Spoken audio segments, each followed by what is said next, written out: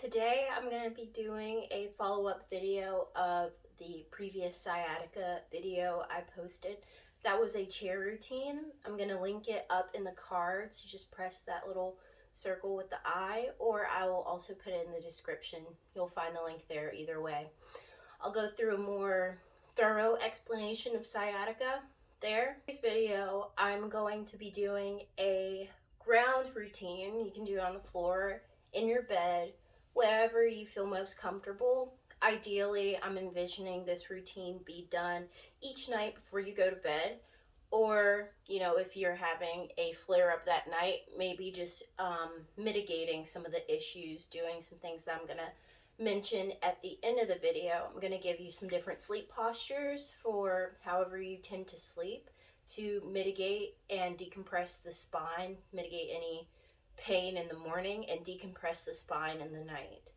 I'll also give you some other practical ways to be proactive in the sciatica treatment, because at the end of the day, we don't know when you're going to have a flare up. No one knows. It's strictly up to your body and essentially a buildup of how it's been used. If that prior month you have been sort of having bad posture when lifting heavy things or walking around, then it wouldn't be a big surprise if the week following you have a flare up in whatever side you tend to have your sciatic pain. We'll give at the end some exercises to build up the muscle around the sciatic nerve, because that is much stretching as we can do. No matter how much you feel better after those stretches, it will not be a long-term effect. It will not be a long-term cure. It will actually exacerbate the issue in the long haul. So to prevent that from being exacerbated, we want to actually work on the muscle groups. But with all that being said, let's actually go ahead and get into the exercise so I can give you those practical ways of being proactive with your sciatica. What we're going to do today is some supine stretches. I do have a bolster with me. This is more so to show you the sleeping positions at the end. You don't need a bolster. You could use various pillows or some really thick pillows. Density, it really plays a big portion in this. So if you can find a denser pillow to pop under the knees or between the knees, whichever ways I'm going to describe to you, that is awesome. But for right now, I'm just going to pop it over here. Head and lay fully down for me. What we're going to do here is raise one knee toward the chest as close as you can as possible. If this is how far you can get, great. We're just going to sort of floss the nerve here. So straightening and extending that leg as much as possible. You want to keep a slight micro bend in the knee. Remember, this is a nerve. Nerves don't like to be stretched. We don't want to put any tension on the sciatic nerve while we are doing these stretches. So keeping a bend here and all the way up, and flex the foot, and you'll start to feel that maximum stretch point. Go ahead and point the foot. Flex, point, flex, point. Continue, flex, point. If you can get to the point where you can bring that knee a little closer, you always want to do this while the foot is flexed. This is putting tension on the sciatic nerve, allowing us to know where our maximum point is without going too far. If our feet were to be flexed, we could hit that maximum point and be over the point. So making sure the foot is flexed, point, flex. Just tensing and flossing that nerve. Now go ahead, bend the knee, allowing it to be in line with the hip joint. Gonna do that same thing. Flex, straighten, flex, straighten, flex, straighten. We want to do these maybe 30 seconds to a minute each side, just providing the maximum relief. And then we can release that, allowing the knee to drop down, allowing that leg to extend out in front of you. We're going to switch sides. Going to bring that knee toward the chest as much as you can. Now we're going to, keeping that foot flexed, straighten as much as possible. You may notice that one leg is a little more stretchy than the other, and it may be the leg that you don't have the sciatica on that is the more tense leg. You have to also remember, if you're having issues in one of your trunk or one of your stabilizers, your legs, then you will have the issue in the other leg. Even if the symptoms don't show the same way, they are still connected at the pelvic girdle, and those are all connected through the sympathetic nervous system. All those nerves are connected through the spinal column. So again, keeping that flexed, keeping the tension in the sciatic nerve without making it tense by straightening the leg. We're going to point and flex, flossing the nerve, point, flex, point, flex. Taking some deep breaths while you're doing this. You want to breathe into the pain. If you've taken yoga, I'm sure you've heard that before. But the idea is to breathe the breath in. The breath follows through the back of the body, targeting any spot that you need it to. And on the exhale, it shoots through the front of the body, exiting.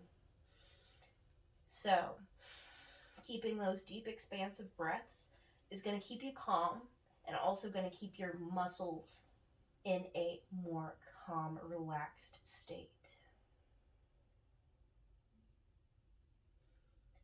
Now you can go ahead, bend the knee.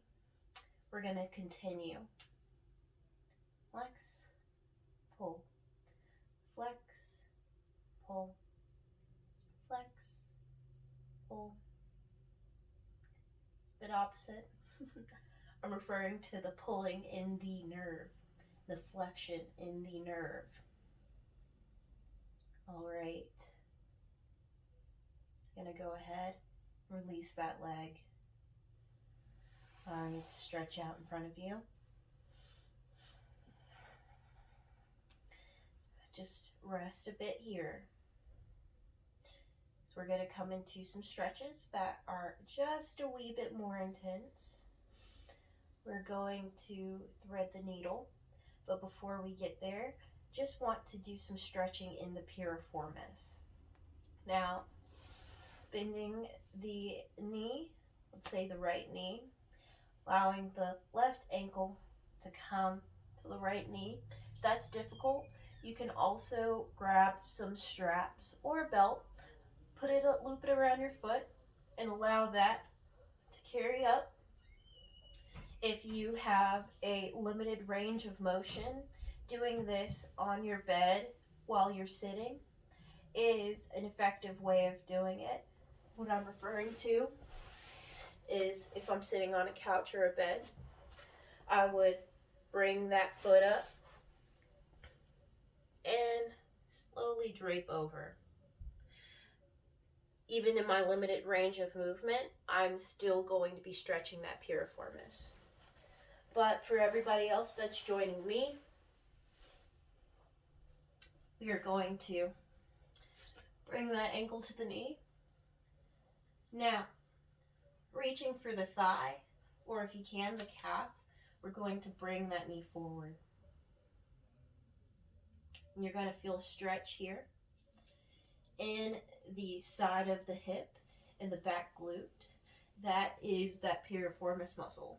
We want to get a stretch in there, but not overstretch. We want to be mindful of our body. Holding here. Allowing the stretch to deepen if you can. Deepen it here. But if this is as far as you can get, that's perfect. We just want to feel the stretch in the piriformis. If you're feeling it at the crease of the hip, we want to adjust your body, or modify the movement by sitting on the couch like I was describing. The stretch should be coming from here, not in the hip flexor. Should be feeling it here. All right, so release that stretch. Go ahead and stretch out the legs.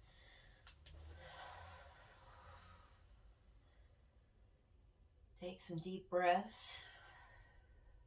Breathing into that low back.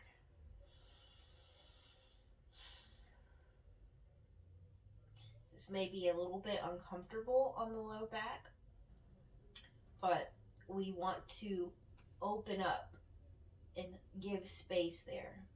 So while we're sitting flat, I want us to place our hands on our hip bones and move our hands up and down, following the hip bones. This swaying motion in the pelvic girdle is opening up that sacrum region. The sacrum region is a bit interesting. We have shearing bones here that work like scissors. So what we're doing here is allowing those SI joints to open a bit, because the low back pain that we could be experiencing as an additional symptom to our sciatic pain in the leg could also be from the SI joints being tight. So we just want to loosen them there. Those joints that connect the two pieces of the pelvis into the spinal column. It's where you see your venous dimples, or the dimples in the low back. All right, bring the pelvis back to a neutral position. Take a deep breath. Now go ahead and bend both knees.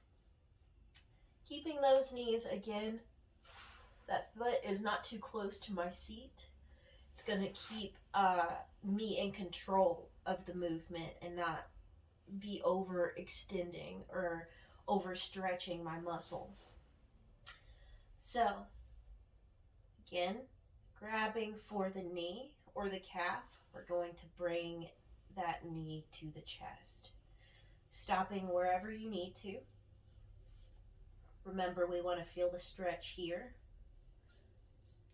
and not in the front of the leg. If you're feeling pinching in the front of the leg, we want to come back to ground zero and start again. Or even continuing to bring it forward can help. Holding here. Feeling the stretch on the outside of the body.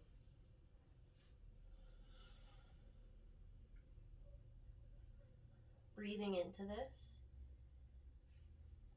And if the stretch feels intense, go ahead and lessen that just a few inches.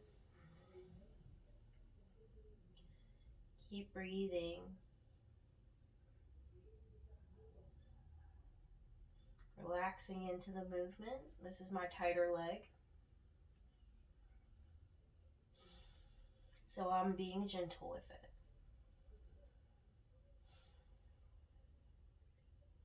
Inhale. Go ahead and drop that foot. Exhale. Release the stretch. Inhale, coming flat. Again. Breathing here. Now you can do these stretches right before bed, in the morning. We want to do something to mitigate some of the inflammation that will take place. Naturally, throughout the day, we, sort of gain some water weight, become a little more inflamed. So we want to make sure in that natural process, gravity taking place, we need to be proactive in protecting our body. All right. Inhale. Go ahead and roll onto the side of your body. Exhale, press up. Now from here, we're going to do a pose that is, we're still not quite at the exercises. It's another piriformis muscle stretch.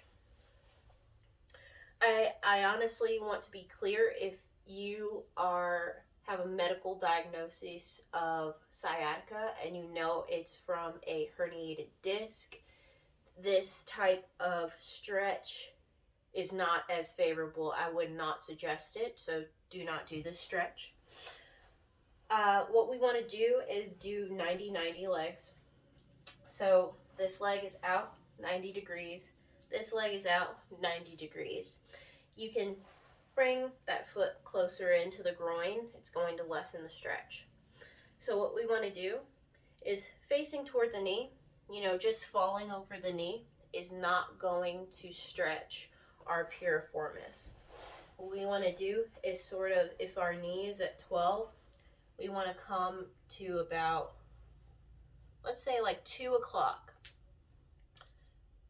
and stretch here. We want to keep our low back extended. And what I mean by this is I'm keeping strength in the low back and almost pushing my chest forward during this stretch. You should be feeling the stretch in the piriformis. I find that this stretch is a little easier if you think that the threading the needle is a little too intense of a stretch.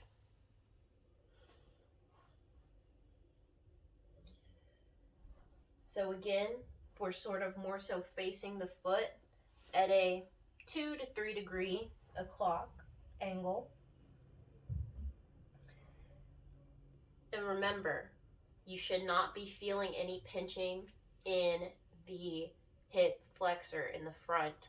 You should only be feeling the stretch in the piriformis.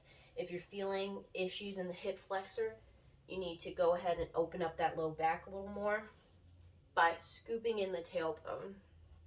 I'm going to go ahead and release and show the other side so I can demonstrate the low back a little better.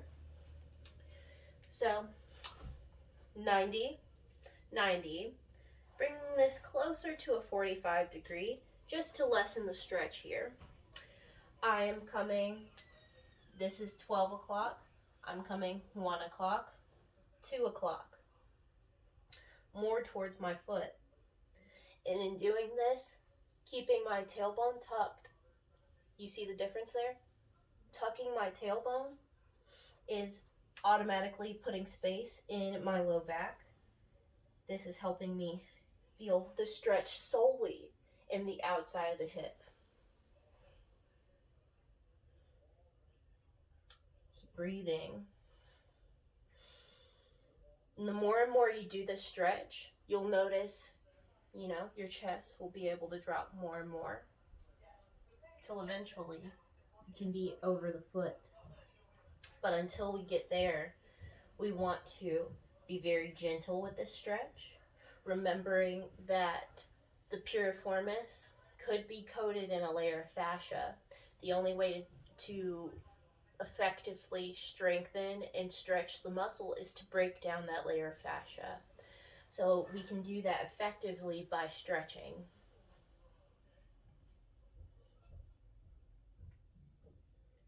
Inhale.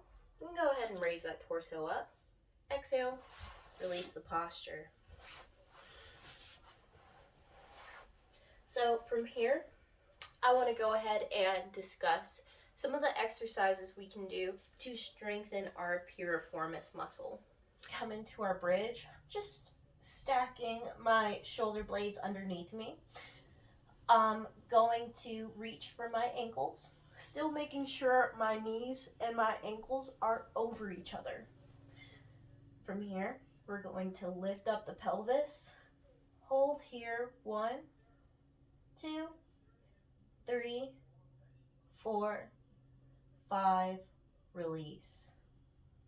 Slow, controlled releases here. Coming up, 1, notice how my body is flat, 2, 3, 4, 5, release. We want to control the lift, because if we lift all the way up, notice how I'm getting more of a bowing here.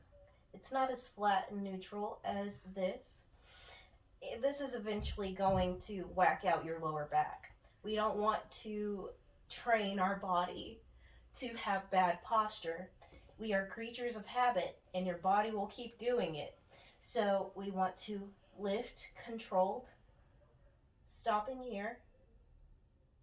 At the point where you have to push, we want to stop before we get to that point. I just felt it, a tensing in that low back. Release. I would say do about 5 to 10 of these every night. This is going to, again, strengthen the overall muscles in that side hip and the glute structure. These are going to be really important for you because, again, no matter how much we stretch, no matter how good of a stretch it feels, if those muscles are not strong, they will always be weak, and a weak muscle that's continuously stretched is going to be overstretched. The muscles want to be stretched. They have elasticity in them, though the ligaments connecting the muscles, the tendons connecting the bones and, excuse me, I said that backwards. Ligaments connect to bone. Tendons connect to muscle. So those don't stretch. Those have a very, very small bit of elasticity. So what do you think will happen when we have basically an overstretched muscle? You've seen a really overstretched rubber band, and we start to overstretch the ligaments and tendons. That's just bad news. So we want to prevent that by strengthening our body while we are stretching our body. The point of the asana in the yoga practice, because there's only one type of yoga that we actually move, and that's the asana, movement and breath. Every other form of yoga is a sit down practice of just breathing. So if we understand that that's the whole point of moving and breathing, to stretch and strengthen, then we need to realize that we need to do yoga every day, and that's the yoga that you're gonna do in your bed tonight. I won't see you there, but yes, you should be doing it. What the sleeping positions I want to discuss are, if you are a back sleeper, I'm a back sleeper, habitual back sleeper. I cannot sleep on my side after I've trained myself to sleep on my back. I was so impressed by just getting this bolster. I thought it wouldn't work because it's not super high, but me laying down every night, putting a bolster, a really thick pillow underneath my legs, you could even do this, make it a little higher, and laying down. Well, it's easier to already be laying down and to place the pillow. Sleeping like this, of course, pillow under your neck, I don't like to use pillows, is going to be a way to neutralize your spine's position. The next way for my side sleepers is, I'm sure you've been instructed to do this. When you are sleeping, place the pillow between the knees. This is going to, from once where our spine is sort of dipping, that right there has just straightened that hip bone and is allowing the spine to sit in a more neutral position. So again, side sleepers, you stick the pillow between the legs. It needs to be a pillow that isn't too flat. So if you have a flat pillow, go ahead and fold it in half. And my back sleepers, pillow just under the knees, more so under the thighs, is going to give you that spinal decompression when you are sleeping. Now for your stomach sleepers, Man, I don't know how you guys do it. I feel like I'm gonna suffocate if I sleep on my stomach. But I want you to take a pillow and place it underneath the pelvic bones. So right where your hip bones are, that's where you want to place the pillow. You want to go ahead and lay however you do. But that is going to give you some space in the lumbar spine. Again, effectively decompressing it.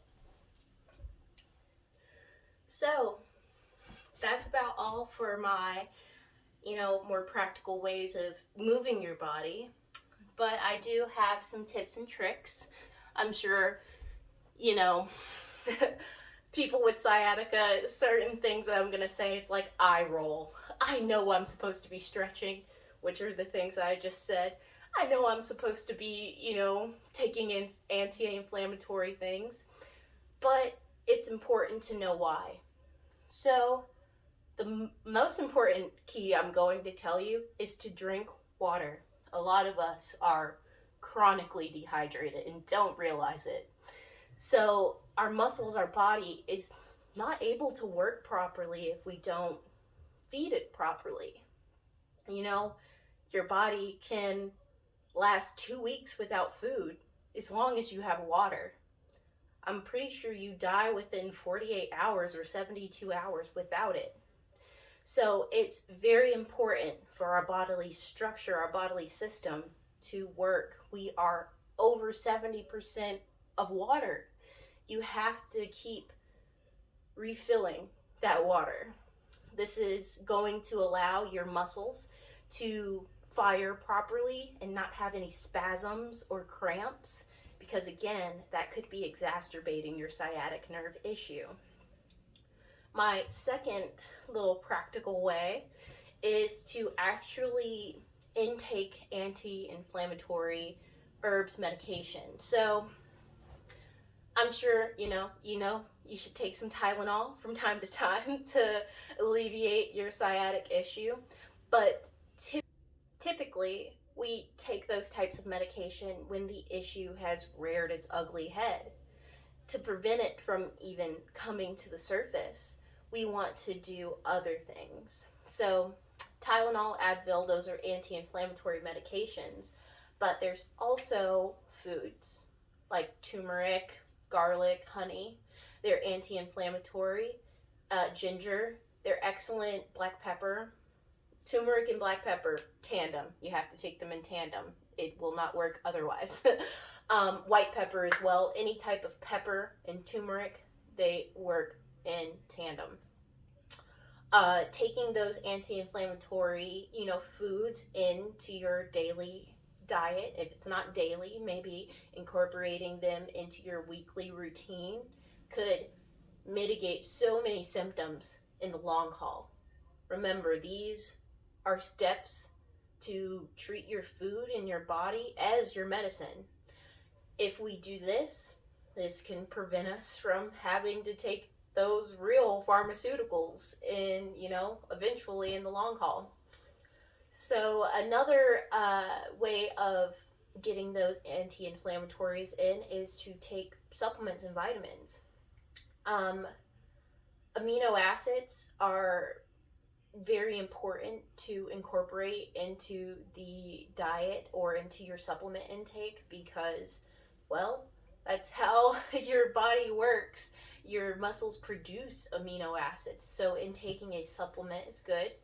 Another supplement is vitamin D. That's a key micronutrient in the anti-inflammatory or inflammatory process. It is also taken in tandem. If you take some vitamin D, you need to take vitamin K3. Easy way to do this is to make sure you're getting a supplement with both of those vitamins in it instead of you having to buy 2 bottles and take 2 pills a day. A tidbit, if you are taking vitamin C supplements, you need vitamin D, and then vitamin D needs K3. Supplements are a bit weird, but trust me, I'm a vegetarian. I have to know these things. And my final suggestion is to, something you've probably been doing, is to ice or to heat. If we are thinking about a muscle that is tensed, let's not even think about the fascia buildup. We're thinking about a tense muscle that is cramping, that's pinching on the sciatic nerve. The only way to alleviate this would be to heat it. That's going to release some of that tension in the muscle and eventually allow it to come back to its homeostasis neutral state. If we were to ice that tense muscle, could aggravate the tension. So icing would probably work better if you have a very lax, loose muscle, and that looseness is sort of allowing the nerve to just be willy-nilly in there. And the looseness is also not allowing the muscle to fire properly. So if the sciatic nerve is not bound in place by the muscle, it's sort of loose, and then the muscle is just tensing and firing in random ways, that's going to cause your sciatic issues. So the way to alleviate a looser muscle is to ice it. With icing, it's important, just icing for 20 minutes and being like, oh, that's done. No, you need to ice for about 20 minutes on, 20 minutes off, and repeat that 2 to 3 times in the day. So the icing method may be more practical for your days off or days that you are actually at home and can do a 2 to 3 hour long session of icing, on and off, on and off. Those are the times you want to do that. Now again, I'm not a doctor. I'm not here to prescribe, treat, or diagnose, but I'm here to give you those practical ways of being proactive in your sciatic treatment.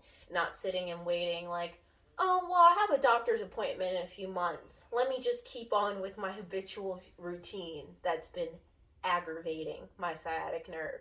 No, I want you to have a new routine so you can effectively feel better. I mean, this is quite a debilitating condition, and I want you to not have to depend on something outside of yourself so much. You don't always have to grab for the Tylenol or Advil. You can have practical ways of decompressing your body and feeling a bit more comfortable. So, all in all, I hope those tips helped anyone who is struggling with this issue. And, comment down below if you have any other tips, cues, whatever you want to call them for other people experiencing this issue. Anything will help. We're here to help everyone feel comfortable in the only body they're given. So with that, I wish you a peaceful day. I, again, hope these helped. And catch you next time. Namaste.